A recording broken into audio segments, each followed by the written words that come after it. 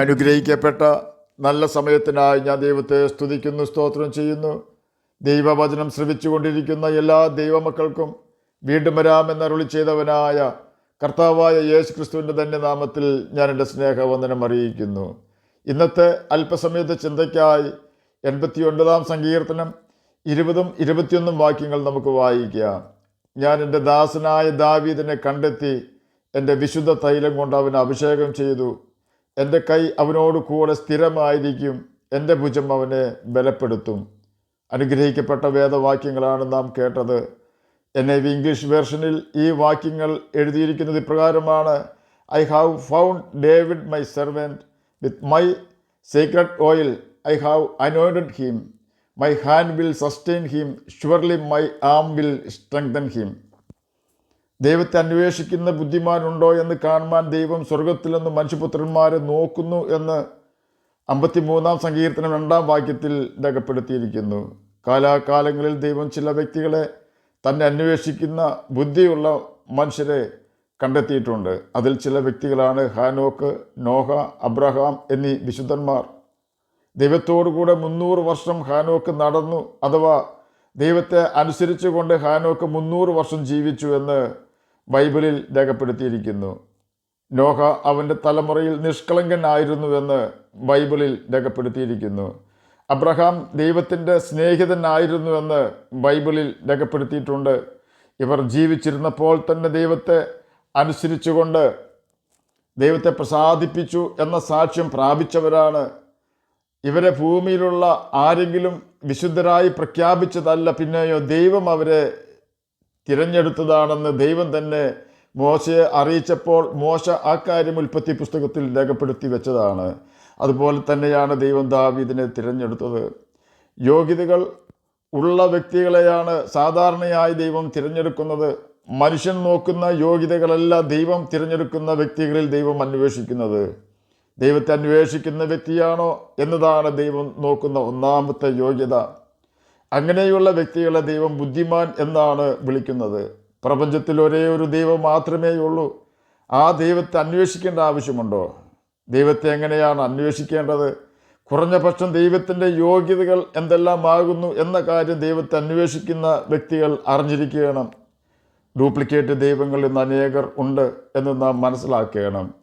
Original 500 രൂപ not ഉള്ളത് കൊണ്ടാണ് ഡ്യൂപ്ലിക്കേറ്റ് 500 രൂപ നോട്ട് കള്ളന്മാർ ഉണ്ടാക്കുന്നത്. ഒറിജിനൽ 500 രൂപ നോട്ട് കണ്ടെത്തുവാൻ റിസർവ് ബാങ്ക് ചില അടയാളങ്ങൾ 500 രൂപ നോട്ടുകളിൽ വെച്ചിട്ടുണ്ട്. ഇത് നാം പഠിച്ചാൽ മാത്രമേ യഥാർത്ഥ 500 രൂപ നോട്ടുകൾ നമുക്ക് കണ്ടെത്തുവാൻ കഴിയുകയുള്ളൂ. ഭൂമിയിലുള്ള എല്ലാ ഡ്യൂപ്ലിക്കേറ്റ് 500 രൂപ നോട്ടുകളെക്കുറിച്ചും നാം പഠിക്കേണ്ട ആവശ്യമില്ല. അത് മണ്ടത്തരവും നമുക്ക് ക്ഷീണം വരുത്തുന്നതുമായ പ്രവൃത്തിയാണ്. ഒറിജിനൽ 500 രൂപ നോട്ട് എങ്ങനെ കണ്ടെത്താം, അഥവാ ഒറിജിനൽ 500 രൂപ നോട്ടിന് റിസർവ് ബാങ്ക് വെച്ചിട്ടുള്ള അടയാളങ്ങൾ നാം പരിശോധിച്ചാൽ ആ അടയാളങ്ങൾ ഉണ്ടോ എന്ന് നമ്മുടെ കൈവശം വന്നു ചേരുന്ന നോട്ടുകളിൽ പരിശോധിച്ചാൽ മാത്രം മതിയാകും. നാം വഞ്ചിക്കപ്പെടുകയില്ല. അതുപോലെ തന്നെ യഥാർത്ഥ ദൈവത്തിൻ്റെ സ്വഭാവം ബൈബിൾ വ്യക്തമായി പഠിപ്പിക്കുന്നുണ്ട്. ഞാൻ വിശുദ്ധൻ ആകയാൽ നിങ്ങളും വിശുദ്ധർ ആകണമെന്ന് യഥാർത്ഥ ദൈവം നമ്മോട് ആവശ്യപ്പെടുന്നു. ദൈവത്തെ അന്വേഷിക്കുന്ന വ്യക്തിക്ക് ഹൃദയശുദ്ധി ഉണ്ടായിരിക്കണം. എന്നാൽ മാത്രമേ ആ വ്യക്തി ദൈവത്തെ കണ്ടെത്തുകയുള്ളൂ. മത്തായി എഴുതിയ സുവിശേഷം 5-ാം അധ്യായം 8-ാം വാക്യത്തിൽ ഇപ്രകാരം രേഖപ്പെടുത്തിയിരിക്കുന്നു: ഹൃദയശുദ്ധിയുള്ളവർ ഭാഗ്യവാന്മാർ, അവർ ദൈവത്തെ കാണും. ദൈവത്തെ അന്വേഷിക്കുന്ന വ്യക്തിക്ക് വിശുദ്ധിക്ക് വേണ്ടിയുള്ളൊരു ആഗ്രഹം ഉണ്ടായിരിക്കണം. അതുപോലെ തന്നെ ആ വ്യക്തിയെ ഹൃദയശുദ്ധി ഉണ്ടായിരിക്കണം. അഥവാ ആ വ്യക്തി തൻ്റെ ഹൃദയത്തിൽ അകൃത്യം കരുതാത്തവനും ആർക്കെതിരെയും ഹൃദയത്തിൽ ദോഷം ചിന്തിക്കാത്തവനുമായിരിക്കണം. തന്നെയുമല്ല ദൈവത്തിൻ്റെ കൽപ്പനകൾ അനുസരിക്കുവാൻ തയ്യാറുള്ള വ്യക്തിയായിരിക്കണം ദൈവത്തെ അന്വേഷിക്കേണ്ടത്. എൻ്റെ കൽപ്പനകൾ ലഭിച്ച് പ്രമാണിക്കുന്നവർക്ക് ഞാൻ എന്നെ തന്നെ വെളിപ്പെടുത്തുമെന്ന് യോഹന്നാൻ എഴുതിയ സുവിശേഷം 14-ാം അധ്യായം 21-ാം വാക്യത്തിൻ്റെ അവസാന ഭാഗത്ത് രേഖപ്പെടുത്തിയിരിക്കുന്നു. ദൈവത്തെ കണ്ടെത്തണമെന്ന ഒരു വലിയ ആഗ്രഹം നമുക്കുണ്ടായിരിക്കണം. എന്നാൽ മാത്രമേ ദൈവം നമുക്ക് വെളിപ്പെട്ട് വരികയുള്ളൂ. ജാഗ്രതയോടെ എന്നെ അന്വേഷിക്കുന്നവൻ എന്നെ കണ്ടെത്തുമെന്നാണ് കർത്താവ് ബൈബിളിൽ രേഖപ്പെടുത്തിയിരിക്കുന്നത്. അതിനർത്ഥം പാപം ചെയ്യാതെ ദൈവത്തെ അന്വേഷിക്കുന്നവർക്ക് മാത്രമേ ദൈവം വെളിപ്പെടുകയുള്ളൂ എന്നാണ്. അപ്രകാരം ദൈവത്തെ അന്വേഷിച്ച വ്യക്തിയാണ് ദാവീദ്. അതുകൊണ്ട് തന്നെ ദൈവം ദാവീദിനെ തൻ്റെ ഹിതങ്ങളെല്ലാം ചെയ്യേണ്ടതിനായി തിരഞ്ഞെടുത്തു. ദൈവം ഒരു വ്യക്തിയെ തിരഞ്ഞെടുക്കുന്നത് തൻ്റെ പ്ലാൻ ആൻഡ് പർപ്പസിന് വേണ്ടിയാണ്. ഞാൻ ഇശ്ശായിയുടെ മകനായ ദാവീദിനെ എനിക്ക് ബോധിച്ച പുരുഷനായി കണ്ടു, അവൻ എൻ്റെ ഹിതമെല്ലാം ചെയ്യുമെന്ന് അവനെക്കുറിച്ച് സാക്ഷ്യം പറഞ്ഞുവെന്ന് അപ്പോസ്തല പ്രവൃത്തികൾ 13-ാം അധ്യായം 22-ാം വാക്യത്തിൻ്റെ അവസാന ഭാഗത്ത് രേഖപ്പെടുത്തിയിരിക്കുന്നു. ദൈവം സാക്ഷ്യം പറഞ്ഞതുപോലെ തന്നെ ദാവീദ് ദൈവത്തിൻ്റെ ഹിതമെല്ലാം ചെയ്തു എന്ന് അനേക സങ്കീർത്തനങ്ങളിൽ നമുക്ക് കാണുവാൻ കഴിയും. 18-ാം സങ്കീർത്തനം 21-ാം വാക്യത്തിൽ ദാവീദ് ദൈവത്തിൻ്റെ വഴികളെ പ്രമാണിച്ചു എന്ന് രേഖപ്പെടുത്തിയിരിക്കുന്നു. വഴി എന്നതുകൊണ്ട് ഉദ്ദേശിക്കുന്നത് ലൈഫ് സ്റ്റൈൽ എന്നാണ്. ദൈവം അംഗീകരിച്ച ജീവിത രീതിയായിരുന്നു ദാവീദ് അനുവർത്തിച്ചത്. ഓരോ രാജ്യത്തിനും അവരവരുടെ കഷ്ടം അഥവാ ശീലം, ആചാരം ഉണ്ടായിരിക്കും. നാം ഏത് രാജ്യത്താണെങ്കിലും ബൈബിൾ നമുക്ക് അനുവദിച്ച് തന്നിരിക്കുന്ന ശീലം അഥവാ ആചാരം മാത്രമേ ജീവിതശൈലിയായി നമ്മുടെ ശീലം ആക്കാവൂ. മറിച്ചായാൽ നമുക്കും നമ്മുടെ തലമുറകൾക്കും പ്രതികൂലങ്ങൾ ഉണ്ടാകുവാൻ ഇടയായിത്തീരും. ദൈവത്തിൻ്റെ വഴി പ്രമാണിച്ച ദാവീദിനെ ദൈവം വിശാലതയിലേക്ക് കൊണ്ടുവന്നു എന്ന് 18-ാം സങ്കീർത്തനം 19-ാം വാക്യത്തിൽ രേഖപ്പെടുത്തിയിരിക്കുന്നു. ദൈവം ഒരുത്തിനെ ഉയർത്തുന്നത് പടിപടിയായിട്ടായിരിക്കും. അങ്ങനെയുള്ളവർക്ക് സാത്താൻ്റെ കെണിയിൽ വീഴാതെ രക്ഷപ്പെടുവാൻ സാധിക്കും. മറിച്ചായാൽ നമുക്ക് അഹങ്കാരമുണ്ടാകുവാൻ സാത്താൻ ഇടവരുത്തും. ദാവീദ് ദൈവസന്നിധിയിൽ നിഷ്കളങ്കനായിരുന്നുവെന്ന് 18-ാം സങ്കീർത്തനം 23-ാം വാക്യത്തിൽ രേഖപ്പെടുത്തിയിരിക്കുന്നു. തന്നെയുമല്ല 101-ാം സങ്കീർത്തനം 2-ാം വാക്യത്തിൽ ഞാൻ നിഷ്കളങ്ക മാർഗത്തിൽ ശ്രദ്ധ വയ്ക്കും എന്നും ഞാൻ എൻ്റെ വീട്ടിൽ നിഷ്കളങ്ക ഹൃദയത്തോടെ പെരുമാറുമെന്നും ദാവീദ് രേഖപ്പെടുത്തിയിരിക്കുന്നു. ചുരുക്കി പറഞ്ഞാൽ ദൈവത്തിൻ്റെ മുമ്പിലും മനുഷ്യരുടെ മുമ്പിലും ഹൃദയത്തിൽ കാപട്യമില്ലാതെ, അശുദ്ധി ഹൃദയത്തിൽ സൂക്ഷിക്കാതെ വിശ്വസ്തയോടെ ജീവിക്കുന്നവനായിരുന്നു ദാവീദ്. അതുകൊണ്ടാണ് ദാവീദിനെ ദൈവം തിരഞ്ഞെടുത്തത്. നമ്മെയും യേശു തിരഞ്ഞെടുക്കുകയാണ്. നമ്മെയും യേശു തിരഞ്ഞെടുത്തിരിക്കുകയാണ്.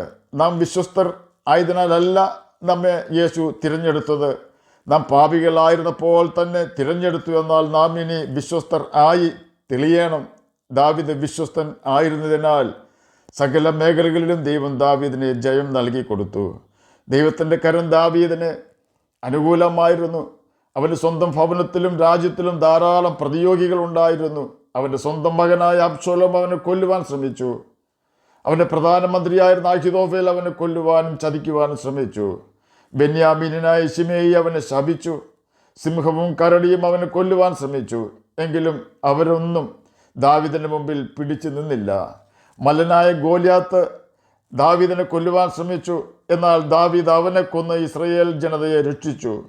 ശൗൽ രാജാവ് ദാവീദിനെ കൊല്ലുവാൻ ശ്രമിച്ചു. എന്നാൽ അവൻ ഗിൽബോവ പർവ്വതത്തിൽ അമാലേക്കിൻ്റെ കയ്യാൽ കൊല്ലപ്പെട്ടു.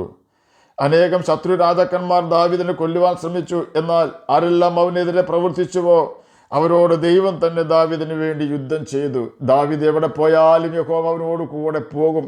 അതെ, ഹാനോക്കിൻ്റെ കൂടെ യഹോവ ഉണ്ടായിരുന്നതുപോലെ ദാവീദിൻ്റെ കൂടെ യഹോവ ഉണ്ടായിരുന്നതിനാൽ ദാവീദിന് വിജയം ഉറപ്പായിരുന്നു. എന്നെ കേൾക്കുന്ന പ്രിയ ദൈവമകനെ, ദൈവമകളെ, ജീവിത വിജയം നേടുവാനും മരണശേഷം നിത്യാഗ്നിയിൽ നിന്നും മോചനം പ്രാപിക്കുവാനും നാം തിരഞ്ഞെടുക്കേണ്ട നല്ല മാതൃകയാണ് ദാവീദിൻ്റേത്.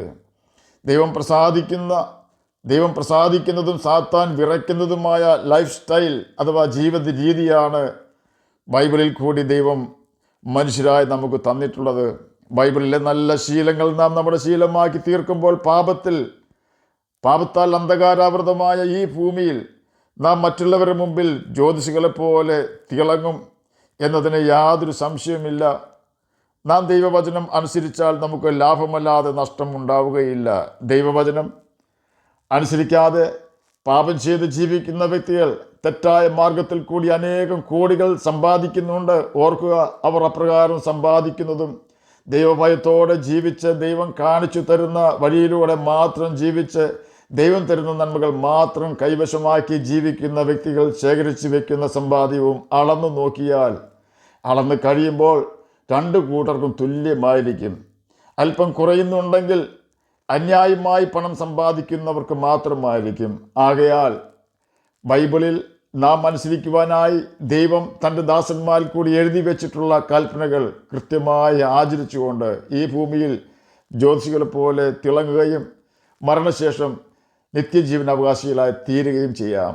അതിന് കർത്താവ് നമ്മെ സഹായിക്കട്ടെ എന്ന് പ്രാർത്ഥിച്ചുകൊണ്ട് ഞാൻ എൻ്റെ വാക്കുകളിൽ നിന്ന് വിരമിക്കുന്നു. നമുക്ക് പ്രാർത്ഥിക്കാം. ഞങ്ങളെ സ്നേഹിക്കുന്ന സ്വർഗീയ പിതാവേ, നല്ല വചനത്തിനായി അങ്ങയെ സ്തുതിക്കുന്നു, സ്തോത്രം ചെയ്യുന്നു. എന്നെ കേൾക്കുന്ന ഏതെങ്കിലും പ്രിയപ്പെട്ടവർ സമാധാനമില്ലാത്തവരായിരിക്കുന്നുവെങ്കിൽ അങ്ങ് അവർക്ക് സമാധാനം കൊടുത്ത് സഹായിക്കുകയാണമേ. പഠിക്കുന്ന കുഞ്ഞുങ്ങൾക്ക് പഠിക്കുവാനുള്ള ബുദ്ധിയും ജ്ഞാനവും ഓർമ്മശക്തിയും കൊടുക്കുകയാണമേ. സ്വന്തമായി വീടില്ലാത്തവർക്ക് വീടും സ്ഥലവും കൊടുത്ത് സഹായിക്കുകയാണമേ. രോഗത്താൽ ഭാരപ്പെടുന്നവർക്ക് രോഗസൗഖ്യം കൊടുക്കുകയാണമേ. പ്രാർത്ഥന കേട്ടതിനായി സ്തോത്രം. യേശുവിൻ്റെ നാമത്തിൽ തന്നെ ആമേൻ. കർത്താവ് എല്ലാവരെയും അനുഗ്രഹിക്കട്ടെ. സ്തോത്രം.